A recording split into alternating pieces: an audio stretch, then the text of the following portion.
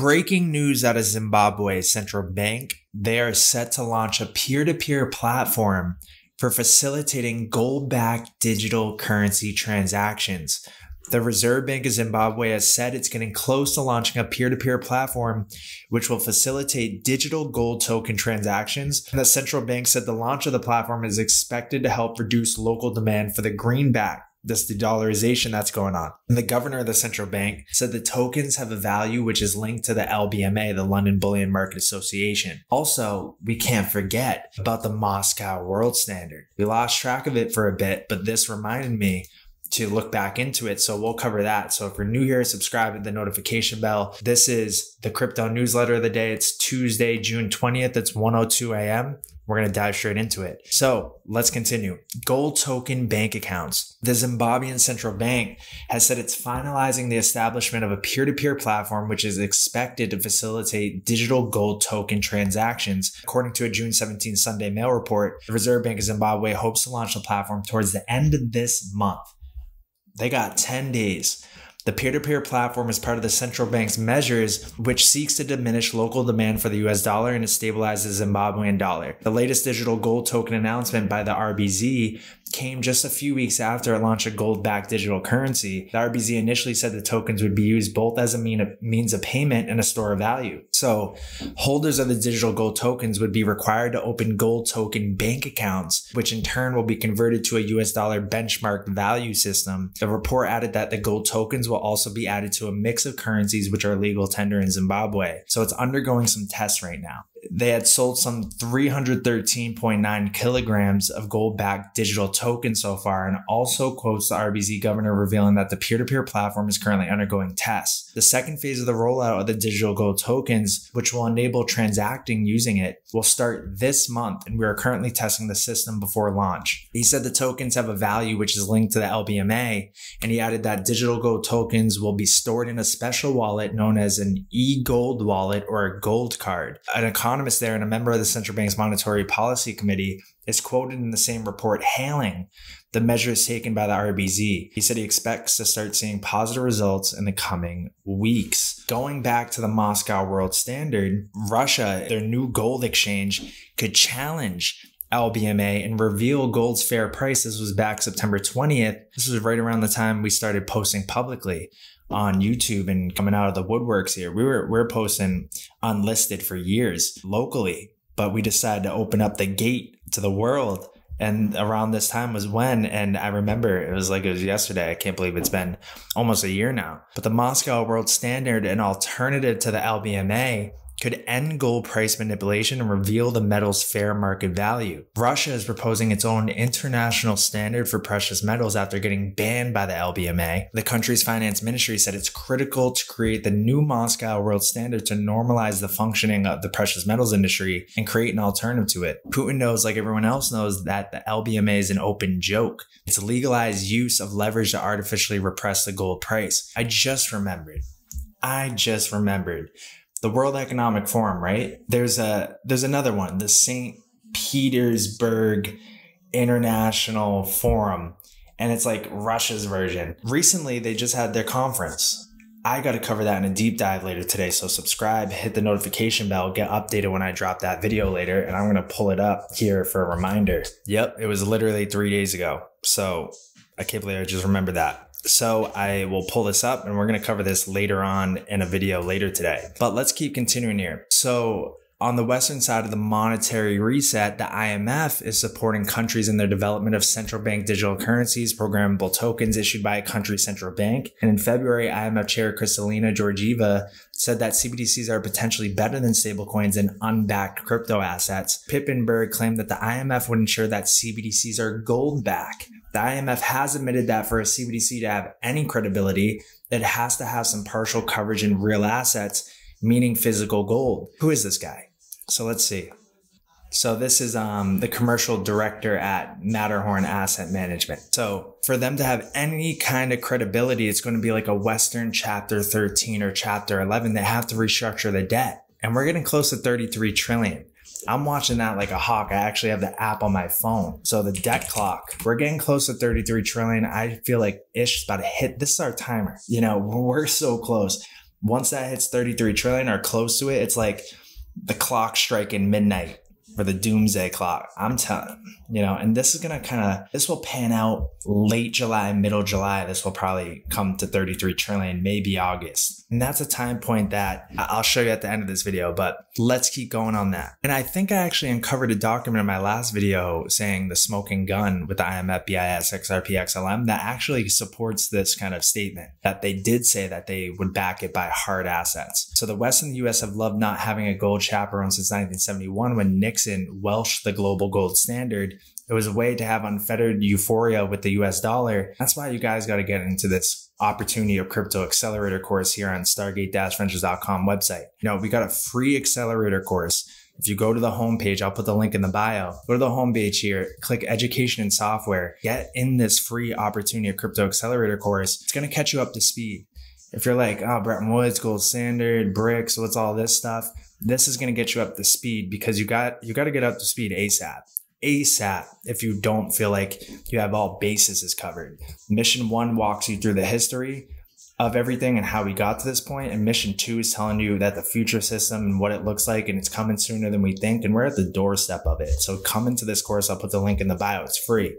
But if we keep moving on here, we see that calling the US dollar mouse click money, he claimed that a Western monetary reset would be necessary when even the most average investor has lost faith in the central bank optics and double-speaking fork-tongued excuses. That's what we're seeing. We're seeing this peer-to-peer platform from Zimbabwe facilitating gold-backed digital currency transactions launching at the end of this month.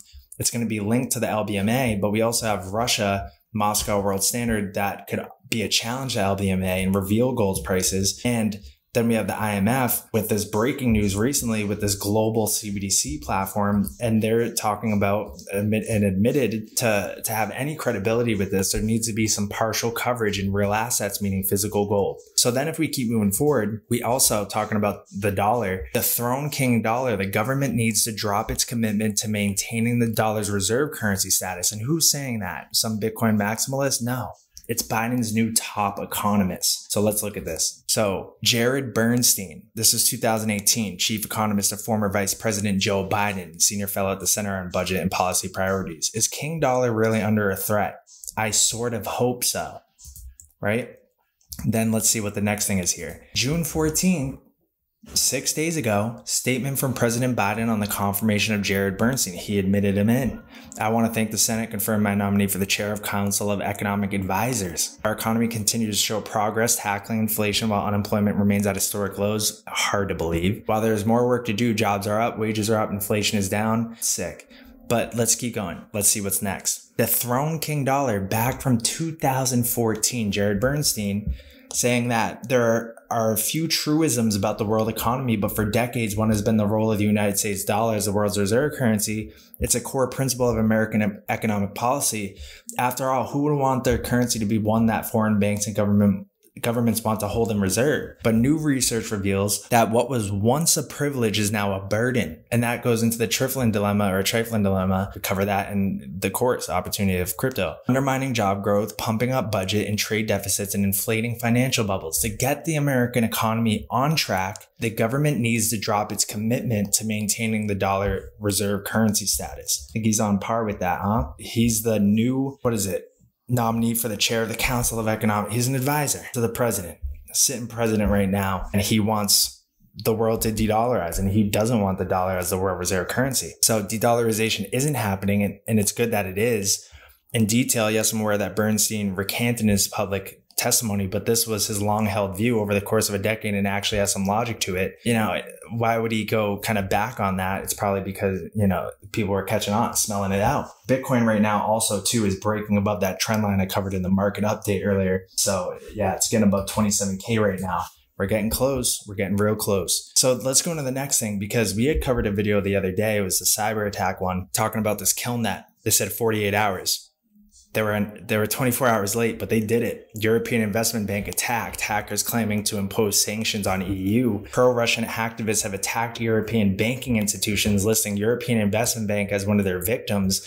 Earlier today, the pro-Russian killnet hackers group claimed on their Telegram to have targeted the internet network infrastructure, the EIB. And they were down. They tweeted, "We are currently facing a cyber attack which affects the availability of EIB.org and EIF.org. We are responding to the incident." So it happened at 4:20. Sanctions against Europe. So we're seeing a lot of things. And I believe some US agencies got hacked as well too. So this could be the beginning to the end, let's just say. But we have Ripple now based for CBDC trials in Colombia, Hong Kong, Bhutan, Palau, and Montenegro. Also, they're on the Digital Euro Association. There's more to it because they're on the Digital Euro Association. They're a gold partner, the only one that's a gold partner.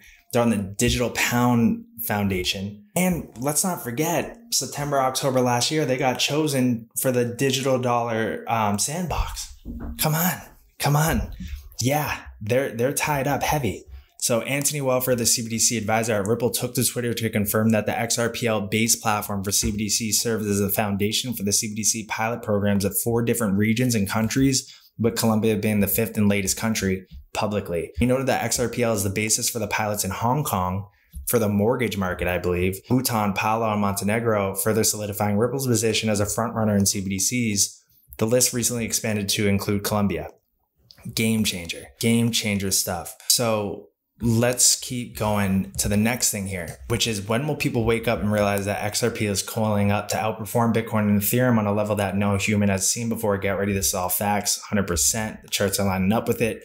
But let's hear what I think this is the Bank of England governor has to say. These decisions raise important questions about the reshaping of our economy, financial systems, and the way in which people interact with money and payments. That's why working together and careful evaluation with our international partners is essential. In the UK, earlier this year, I announced a new joint task force between the Treasury and the Bank of England to look into a potential CBDC as a complement to cash and bank deposits. We're also hearing from firms, technology experts, and others. Under the leadership of the UK, this report today will help support and inform exploration of CBDCs in the G7 and beyond.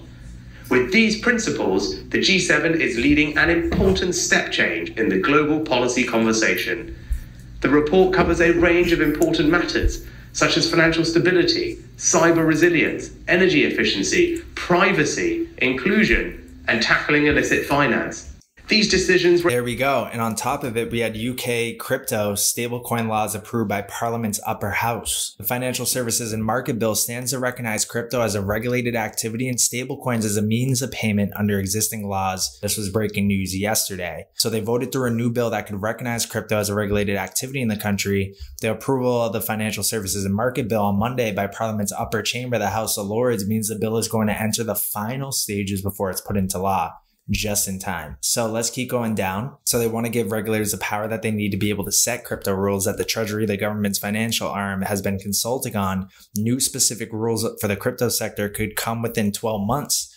And the UK is trying to catch up with the European Union, which recently finalized its marketing crypto's assets regulation, MiCA, that has a predominant focus on stablecoins. There we go. So now let's go to the next thing, because R3 is doubling down on interoperability, high availability, and scalability reinforced by the next generation of Corda. So R3 launches Hyperledger Lab Harmonia to support industry-wide collaboration on interoperability. Interoperability is the key. So in partnership with Adhera, also launch a Hyperledger Lab to accelerate development of interoperability protocols for regulated financial institutions.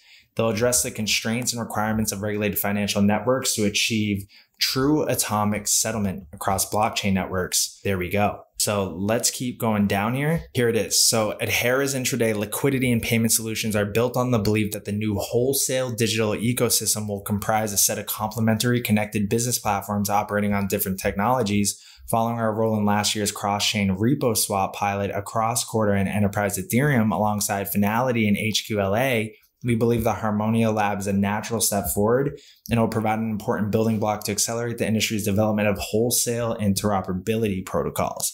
Fidelity and its participants have been at the forefront of interoperability innovation, and there's a ton of Ripple connections with Fidelity, testing end-to-end DVP and PVP across Enterprise Ethereum and Corda platforms in partnership with Adhera.